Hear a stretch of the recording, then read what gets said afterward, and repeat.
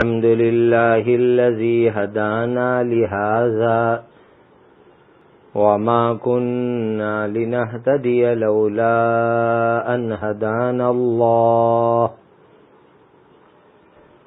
أشهد أن لا إله إلا الله وحده لا شريك له وأشهد أن سيدنا وشفيعنا ومولانا محمدا عبده ورسوله صلوات الله تبارك وتعالى عليه وعلى آله وأصحابه وذرياته وأهل بيته وأهل طاعته وبارك وسلم تسليما كثيرا كثيرا.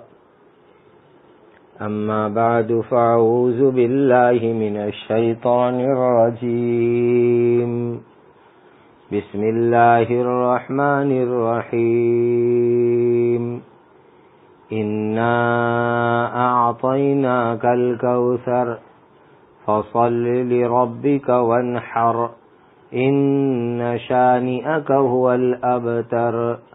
صدق اللہ مولانا العظیم. سورۃ الکوثر کے بارے میں یہ دوسری مجلس ہے. کل آدھی بات ہوئی تھی. حضرت نبی کریم صلی اللہ علیہ وسلم کی 4 بیٹیاں ہوئی.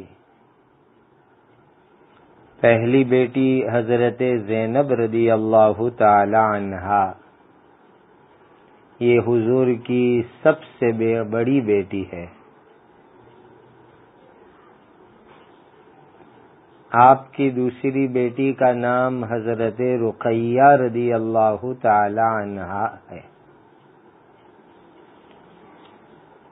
پھر حضرت ام کلثوم رضی اللہ تعالی عنہا ہے،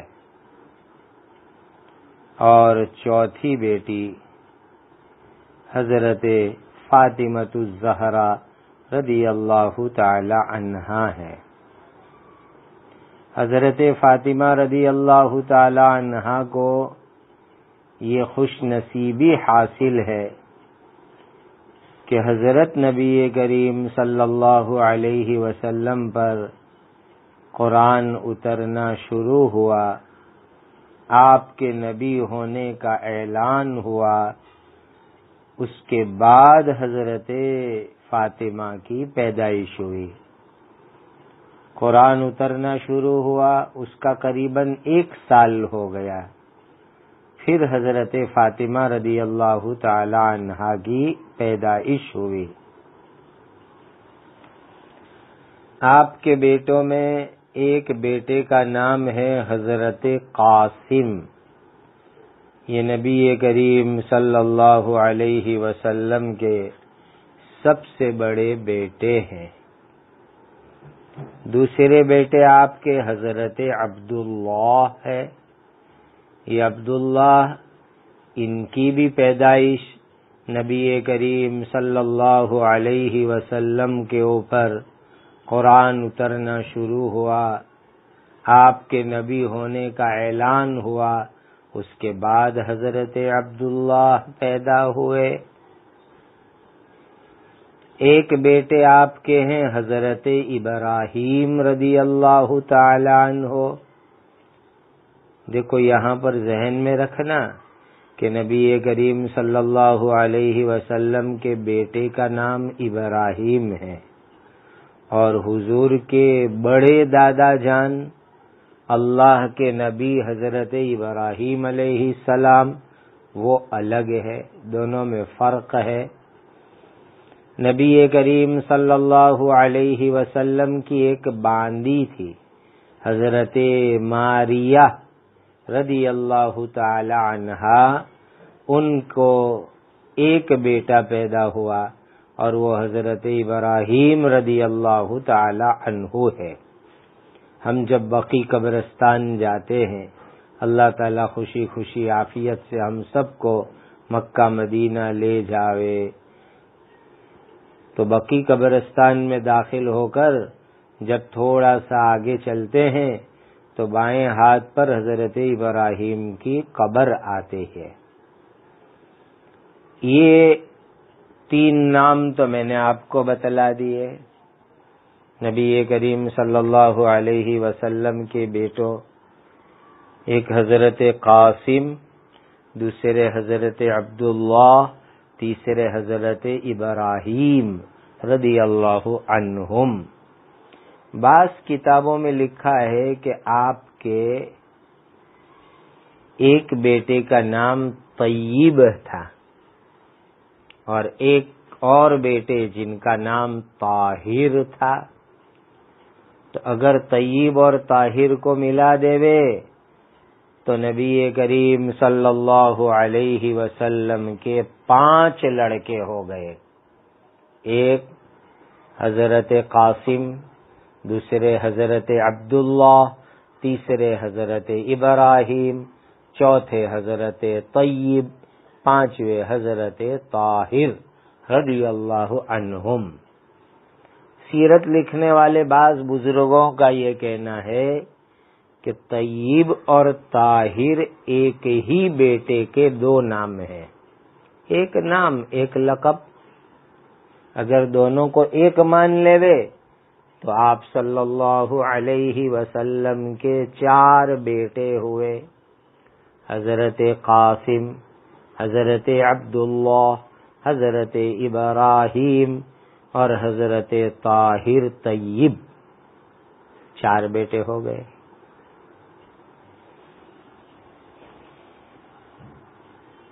بعض حضرات سیرت لکھنے والے یوں کہتے ہیں کہ طیب، طاہر اور عبداللہ تینوں ایک ہی ہے،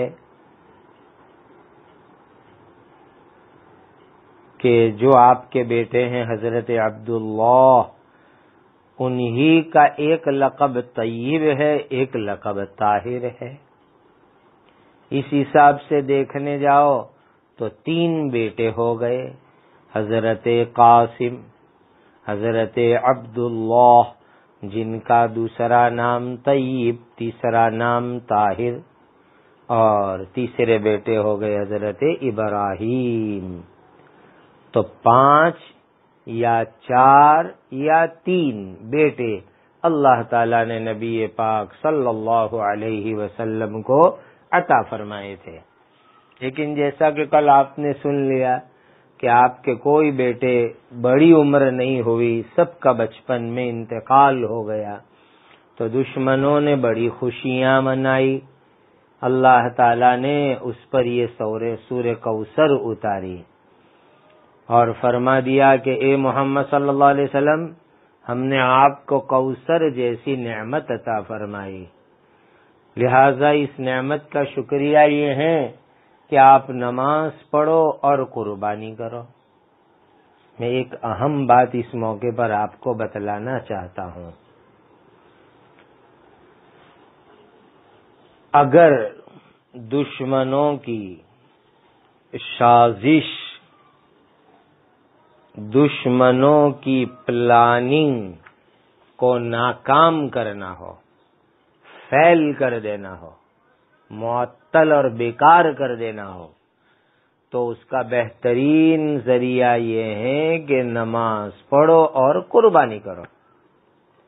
یہ اس آیت کریمہ سے بہترین مفہوم نکلتا ہے، مطلب نکلتا ہے کہ کوئی آدمی آپ کا ویرودھی بن جاوے، مخالف بن جاوے، آپ کی دشمنی کر رہا ہے تو قربانی کرو، نماز پڑھو۔ اس کی پابندی کرنے سے اللہ تعالی دشمن کو ناکام کر دیں گے۔ اور قرآن کی ایک آیت میں اللہ تعالیٰ نے فرمایا، یا ایھا الذین آمنوا استعینوا بالصبر والصلاۃ ان اللہ مع الصابرین۔ اے ایمان والو، صبر سہن کرو اور نماز پڑھو اور اللہ کی مدد مانگو۔ اللہ کی مدد مانگنے کے دو بہترین ذریعے ہیں، ایک صبر سہن کرنا اور دوسرا نماز پڑھنا۔ اسی لیے میں آپ کو نماز کے ذریعے کیسے اللہ کی مدد مانگنے کی اس پر ایک دو خاص باتیں بتلاتا ہوں۔ پہلی بات، مسجد میں فرض نماز کی اذان ہوتی ہے، پھر جب جماعت کا وقت آئے اور جماعت کھڑی ہوتی ہے تو اقامت کہی جاتی ہے۔ حدیث میں آتا ہے کہ اذان اور اقامت کے درمیان میں دعائیں قبول ہوتی ہے۔ سبحان اللہ۔ جیسے میں آپ کو مثال دوں، ظہر میں 4 رکعت سنت پڑھیں گے، ابھی ظہر کا وقت آئے گا انشاءاللہ، تو اذان کے بعد سنتیں پڑھی، جماعت کھڑی ہونے میں تھوڑی سی دیر ہے، تو آپ جو ہے دعا میں لگ جاؤ۔ اذان اور اقامت کے بیچ میں دعا قبول ہوتی ہے۔ دوسری بات، حدیث میں آتا ہے کہ فرض نماز پڑھنے کے بعد جو دعا مانگی جاتی ہے وہ دعا رد نہیں ہوتی، ریجیکٹ نہیں ہوتی، بہت کم ایسا ہوتا ہے۔ تو تہجد اور فرض نماز کے بعد مانگی ہوئی دعائیں اللہ قبول فرما لیتے ہیں، اسی لیے فرض نماز پڑھو اور اس کے بعد دعا کرو، اللہ تعالی دعا قبول فرما لیں گے۔ اور ایک خاص بتلا رہا ہوں میں آپ کو، صلاۃ الحاجت۔ صلاۃ الحاجت کا کیا مطلب؟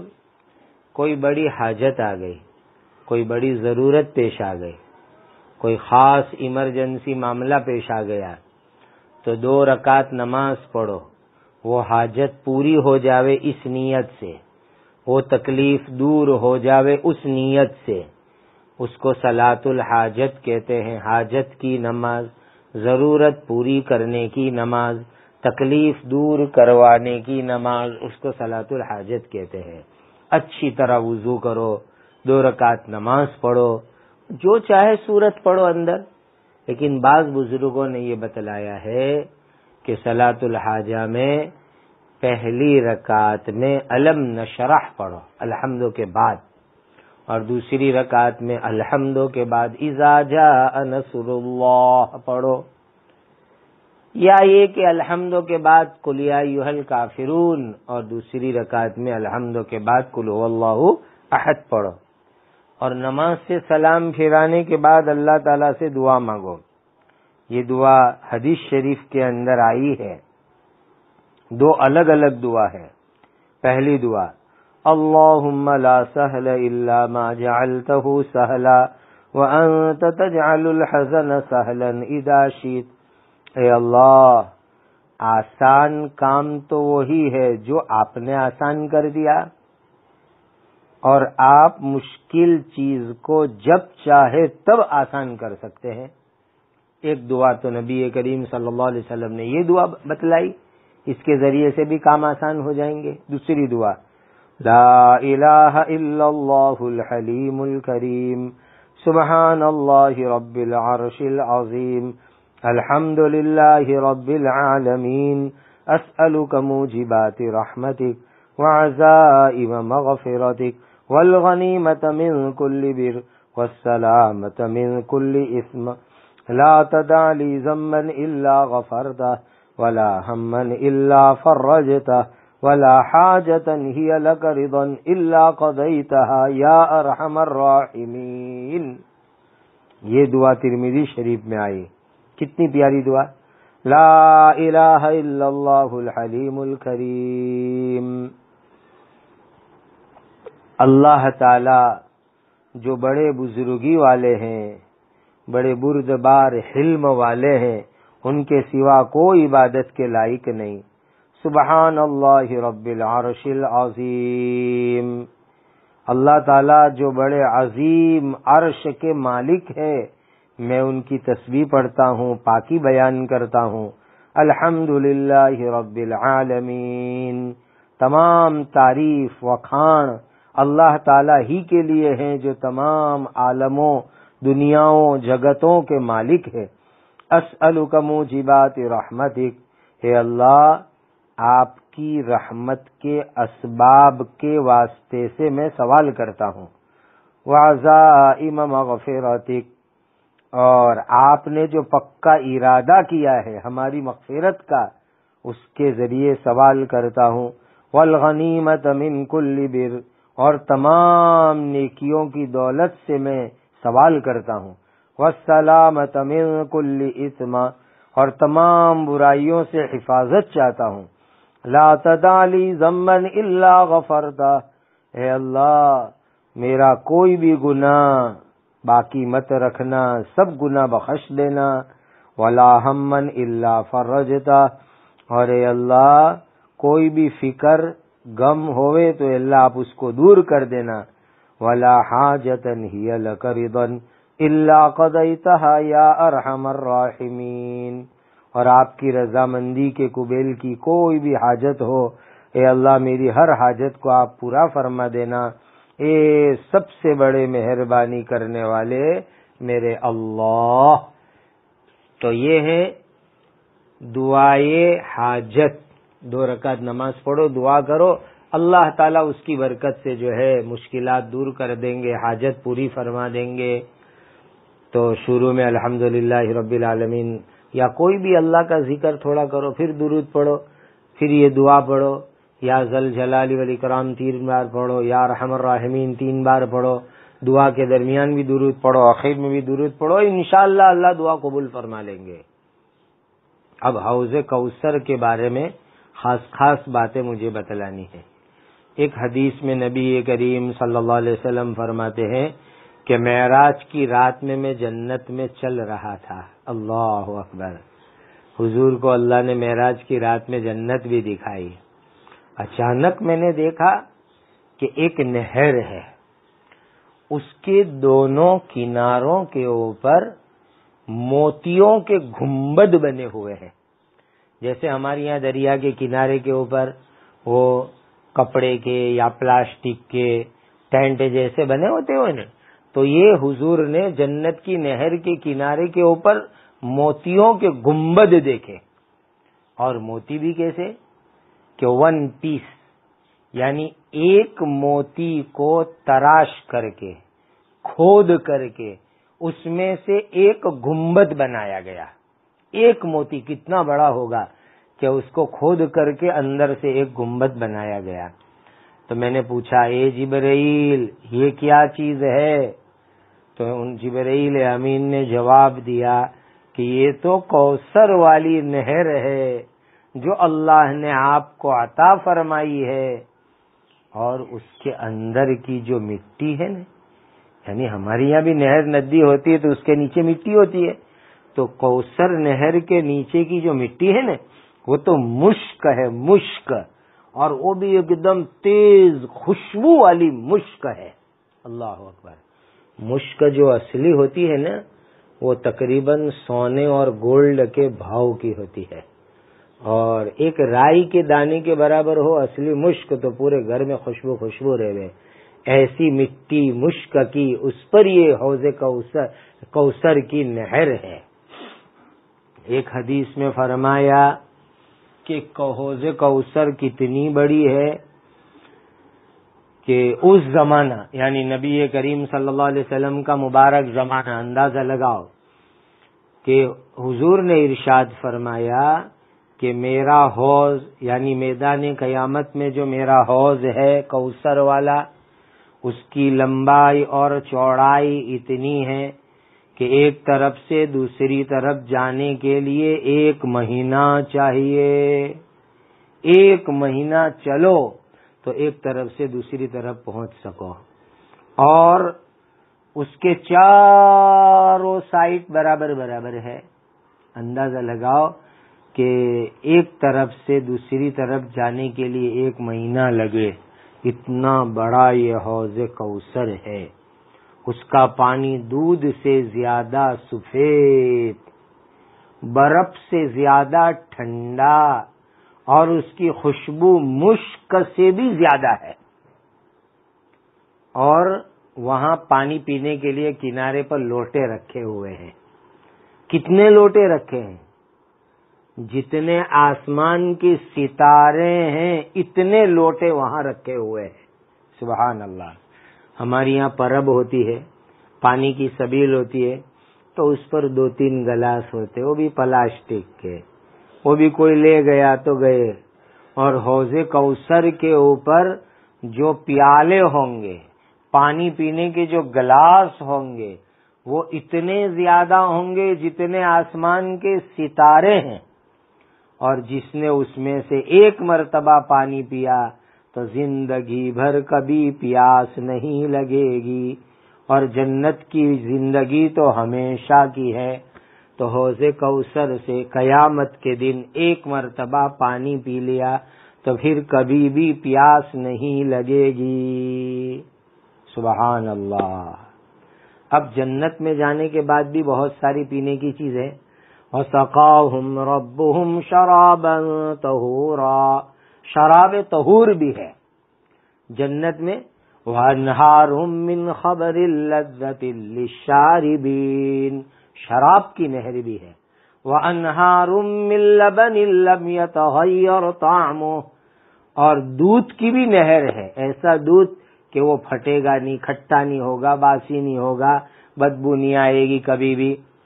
وَأَنْهَارٌ مِّنْ عَسَلٍ مُّصَفًّى، اور بہترین پانی کی بھی نہریں ہیں جنت کے اندر. تو جنت میں جانے کے بعد شہد کی نہر سے پیو. وَأَنْهَارٌ مِّنْ عَسَلٍ مُّصَفًّى، پیور ہنی، صاف ستھرا شہد، وہاں سے پیو. دودھ کی نہر سے پیو، شراب کی نہر سے پیو، پانی پیو، فروٹ کا جوس پیو. وہ مزے کے لیے ہوگا، ٹیسٹ کے لیے، پیاس نہیں لگے گی جنت میں. اسی لیے کہ حوض کوثر کا پانی قیامت کے میدان میں پی لیا، اس کے بعد کسی کو کوئی پیاس نہیں لگے گی. ایک حدیث میں ہے کہ نبی کریم صلی اللہ علیہ وسلم نے فرمایا کہ حوض کوثر اتنا لمبا چوڑا ہے کہ اس کے دونوں کناروں کے درمیان کا فاصلہ، انتر، ڈسٹینس، ایلا سے لے کر عدن تک ہے. ایلا فلسطین کے اندر ایک شہر ہے، وہاں پورٹ بھی ہے، بندرگاہ ہے، اور عدن یمن کے اندر ہے. اتنی چوڑائی ہوگی اس حوض کوثر کی، اور جو ہے اس حوض کوثر کے اوپر امتی لوگ پانی پینے کے لیے جائیں گے. اب سوال یہ ہے نا کہ قیامت کے میدان کے اندر ساری امتیں ہوگی تو سب لوگ پانی پینے کے لیے دوڑیں گے. تو نبی کریم صلی اللہ علیہ وسلم نے فرمایا کہ میں اپنی امت کو پہچان لوں گا اور میں ان کو اپنے حوض سے پانی پلاؤں گا. حضور اپنی امت کو کیسے پہچانیں گے؟ وضو کی برکت سے چہرے روشن ہوں گے، چمکتے ہوئے ہوں گے. امتیوں نے دنیا میں نماز پڑھی، وضو کیا، تو اس کی برکت سے چہرے چمکتے ہوں گے، ہاتھ اور پیر سفید ہوں گے. اس کی برکت سے نبی کریم صلی اللہ علیہ وسلم اپنی امتی کو پہچان لیں گے. اسی لیے مسلمان بھائیوں بہنوں، 5 وقت کی نماز پڑھو، وضو کرو، اس کی برکت سے قیامت کے دن ہمارے چہرے چمکیں گے، ہاتھ پیر سفید ہو جائیں گے. آج دنیا میں لوگ بیوٹی پارلر کے چکر میں پڑے ہیں. مسلمان کا حقیقی اور سچا بیوٹی پارلر تو نماز کا وضو ہے. یہ وضو سب سے اچھا بیوٹی پارلر اپنا وضو خانہ. وضو کرو، ایک دم صفائی ہو جائے گی، اور قیامت کے دن چہرہ چمکے گا، ہاتھ پیر سفید ہو جائیں گے. ایک حدیث میں نبی کریم صلی اللہ علیہ وسلم نے فرمایا کہ آسمان کے ستاروں کی تعداد اور سنکھیا کے برابر یہ سونے چاندی کے پیالے حوض کوثر پر رکھے ہوئے ہوں گے، اور حضور اس کے ذریعے سے پانی پلائیں گے. اللہ قیامت کے دن نبی کریم صلی اللہ علیہ وسلم کے مبارک ہاتھوں سے ہم سب کو حوض کوثر کا پانی پینا نصیب فرماوے. اب ایک حدیث میں آپ کو سناتا ہوں. ایک حدیث میں بتلایا گیا کہ سب سے پہلے کون وہاں آئے گا، سب سے پہلے کون پانی پینے کے لیے پہنچے گا. تو نبی کریم صلی اللہ علیہ وسلم نے فرمایا مہاجرین فقراء، یعنی جن صحابہ نے ہجرت کی اور وہ غریب اور فقیر تھے، ان لوگوں کو سب سے پہلے حوض کوثر پر پانی ملے گا. تو پوچھا کسی نے، اے اللہ کے رسول صلی اللہ علیہ وسلم، یہ ہجرت کرنے والے فقیر صحابہ کا حال بتلاؤ، ان کی کیا حالت، ان کی کیا نشانی. تو انہوں نے، حضور نے جو نشانی بتلائی وہ نشانی دھیان سے سنو، اور ہو سکے تو اپنے اندر یہ نشانیاں پیدا کرنے کی کوشش کرو تاکہ ہم بھی ان کے جیسے ہو جائے، اور قیامت کے دن اللہ اپنے فضل سے نبی کریم صلی اللہ علیہ وسلم کے مبارک ہاتھوں سے ہم کو بھی ابتدائی مرحلے میں حوض کوثر کا پانی مل جائے. خود نبی کریم صلی اللہ علیہ وسلم نے فرمایا یہ کون لوگ ہیں؟ مہاجرین فقراء کا دنیا میں جن کے سروں کے بال بکھرے ہوئے ہوتے تھے. بال بکھرے ہوئے ہونے کا کیا مطلب؟ یعنی وہ بیچارے ایسے سیدھے سادے بھولے بھالے کہ بس ان کے بال ایسے بکھرے ہوئے رہ گئے. اللہ اکبر. آج تو مسلمانوں کا کتنا وقت سر کے بال بنانے کے چکر میں لگتا ہے. یہ الگ الگ قسم کی جو اسٹائلیں آئی ہیں نا، کوئی مرغے جیسی اسٹائل، کوئی کبوتر جیسی اسٹائل، یہ سب غلط اسٹائلیں ہیں، اور اس کے پیچھے پیسے برباد، وقت برباد، اور اس کو سنبھال کے رکھنے کے لیے سر پر مسا بھی ٹھیک سے نہیں کرتے، ٹوپی بھی نہیں پہنتے. یہ سب غلط طریقہ ہے. یہ صحابہ کی نشانی دیکھو، مہاجرین فقراء کی، کہ ان کے سر کے بال بکھرے ہوئے ہو. تو حضرت عمر بن عبدالعزیز رحمت اللہ علیہ بہت بڑے تابعی بزرگ گزرے. وہ کہنے لگے کہ میں کیسے ان میں شامل ہوں گا. تو پھر انہوں نے ایسا کیا کہ پہلے بال غسل کر کے مثلا نکلے تو جب تک بال سوکھ نہ جاوے، بکھر نہ جاوے، وہاں تک وہ بال میں تیل نہیں لگاتے تھے. تھوڑی دیر ایسا رہنے دیتے تھے، جب بکھرے ہوئے ہو جائے، سوکھ جاوے، پھر تیل استعمال کرتے تھے. اسی لیے ہم بھی کبھی کبھی ان صحابہ کی نقل میں اس طرح کر لیں. دوسری نشانی، بھوک کی وجہ سے اور دینی کاموں میں محنت اور تھکن کی وجہ سے ان کے چہرے کے اوپر کھلم کھلی نشانی معلوم ہو. بھوک، محنت اور تھکن. اور ظاہر بات ہے کہ صحابہ کی محنت اور تھکن دینی کاموں کے لیے، حلال کمائی کے لیے، اس کی وجہ سے چہرے سے پتہ چل جاوے. تیسری نشانی، اگر کسی حاکم کے پاس، سرکاری افسروں کے پاس جاوے، منسٹر کے پاس جاوے تو کوئی ان کے لیے دروازہ نہ کھولے. ایسے یعنی بڑے لوگوں کے لیے آفسوں میں دروازے کھلتے ہیں، چھوٹے لوگوں کو تو باہر سے ہی نکال دیا جاتا ہے. نمبر 4، عمدہ عورتیں ان کے نکاح میں کوئی دیتا نہیں ہے. ایسوں کو بیچاروں کو ایسی ملتی جس کو کوئی نہیں لے جاوے، اس کے ساتھ اس کی شادی ہو جاوے، کوئی اچھی عورت ان کو نہیں دیتا.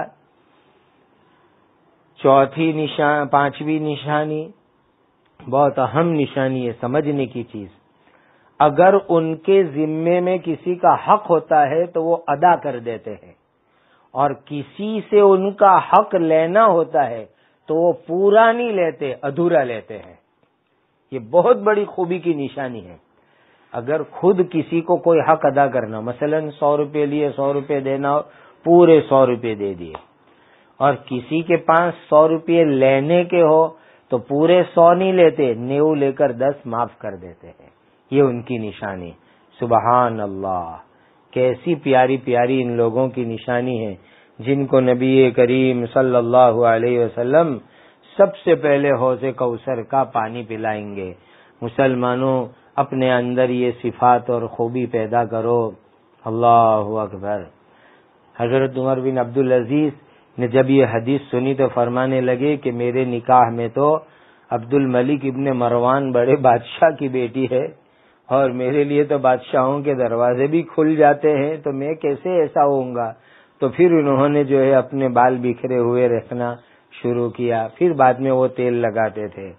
بہرحال اس حدیث میں جو ایک بات ہے نا اخیری، وہ بہت اہم ہے، وہ اپنے اندر پیدا کرو کہ اگر کسی کا حق ادا کرنا ہو تو پورا دے دو، اور کسی سے حق لینے کا ہو، قرض لینے کا ہو تو کم لو اور تھوڑا بہت معاف کر دو۔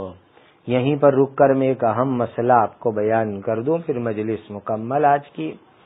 دیکھو، قرض بہت اچھی چیز ہے، قرض لینا مجبوری کے درجے میں پڑ جاوے، کوئی بیچارہ قرض لینے آ جاوے تو اس کو قرض دو، مجبور کو۔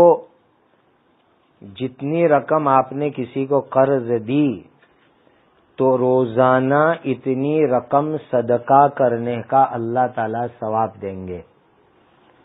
لیکن آج کے زمانے کے حالات کے اعتبار سے ایک مشورہ دے دوں، کسی کو اتنا قرض دو کہ اگر وہ کھا جاوے، اڑا دے، نہیں واپس دے تو بھی آپ کو تکلیف نہ ہوئے اتنا اپنی کیپیسٹی کا قرضہ دینے کا۔ تو بہرحال کسی کو قرض دیا تو روزانہ اتنی رقم صدقہ کرنے کا ثواب ملے گا، اور ٹائم طے کر لینے کو کہ بھئی قرض ہے 1 سال میں دینے کا، 2 سال میں دینے کا، 6 مہینے میں دینے کا، 1 مہینے میں دینے کا، ٹائم فکس کر لینے کا، یہ ضروری ہے۔ اب آپ نے ٹائم فکس کر لیا کہ ایگزامپل مثال کے طور پر 1 مہینے کا قرض ہے، 1 مہینے کے بعد وہ بیچارہ آیا اور کہتا ہے کہ مجھے قرض دینا ہے لیکن میرے پاس انتظام نہیں ہوا، سگوڑ نہیں ہوئی، پیسے نہیں ہے، تھوڑا ٹائم اور دے دو، تو آپ اس کا ٹائم بڑھا دو۔ حدیث میں آتا ہے کہ آپ نے ٹائم بڑھا دیا تو جس دن سے ٹائم بڑھا دیا اس دن سے ڈبل صدقہ کرنے کا اللہ تعالیٰ ثواب عطا کریں گے۔ تو قرض کا یہ مسئلہ ہو گیا، لیکن اس میں ایک خاص بات بتلاؤں، پہلے سے بالکل طے نہ ہو، پہلے سے کوئی شرط نہ ہو، پہلے سے بالکل نکی نہ کیا جاوے، اور آپ قرض چکاتے وقت پر اپنی خوشی سے زیادہ دو تو یہ سود نہیں ہے، یہ بیاج نہیں ہے، یہ حلال اور جائز ہے۔ یعنی آپ نے کسی سے 1000 روپے قرض لیے، پھر آپ قرض واپس دینے گئے تو آپ نے خوشی سے 100 روپے زیادہ دیے، 1100 دیے، یہ حلال ہے، یہ جائز ہے۔ تو پہلے سے شرط نہیں، پہلے سے نکی نہیں، پہلے سے طے نہیں، اور ادا کرتے وقت خوشی سے مقروض آدمی زیادہ دیوے تو یہ جائز اور حلال ہے۔ اب بتلاؤ اس مسئلے پر امت عمل کرنے لگے تو لوگ خوشی خوشی قرض دیں گے کہ نہیں دیں گے؟ اسی لیے اس مسئلے کو عمل میں لاؤ تاکہ خوشی خوشی قرض بھی مل جاوے۔ اللہ تعالی ہم سب کو عمل کی توفیق عطا فرمائے۔ اور جو آج میں نے آپ کو 2 اہم دعا بتلائی، یہ صلاۃ الحاجہ پڑھ کے مانگنے کی، وہ دعاؤں کا اہتمام کرو۔ اللہ ہم سب کو اس کی توفیق عطا فرمائے۔ سبحان ربک رب العزت عما یصفون وسلام علی المرسلین والحمد للہ رب العالمین۔